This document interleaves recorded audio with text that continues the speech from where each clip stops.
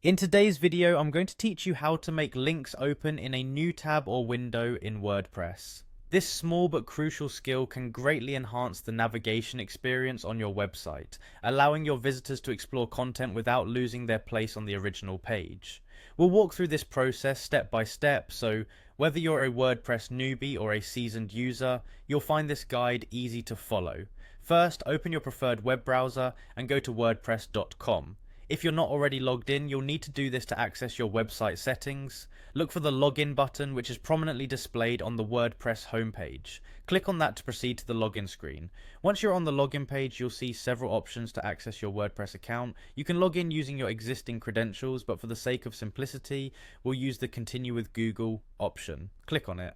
This is a quick and secure way to access your WordPress account using your Google login. Next, you'll be prompted to choose the Google account you want to use. Select the account associated with your WordPress sites. If you're already signed into your Google account on your browser, this step will be straightforward. Click on the relevant account and you'll be taken directly to your WordPress dashboard where you can manage your website settings. Once you're in your dashboard, navigate to your website. Here, you should see a list of your pages or posts. The next part is crucial, finding the specific page that contains the links you want to modify. You can either search for it or scroll through until you find the desired one.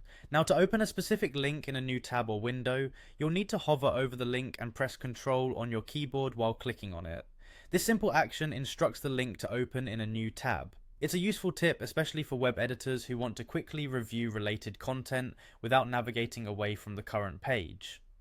And there you have it. By following these steps, you've learned how to configure your WordPress links to open in a new tab, improving user navigation and potentially keeping visitors on your site longer. Remember, even small changes like these can significantly impact the overall user experience on your website.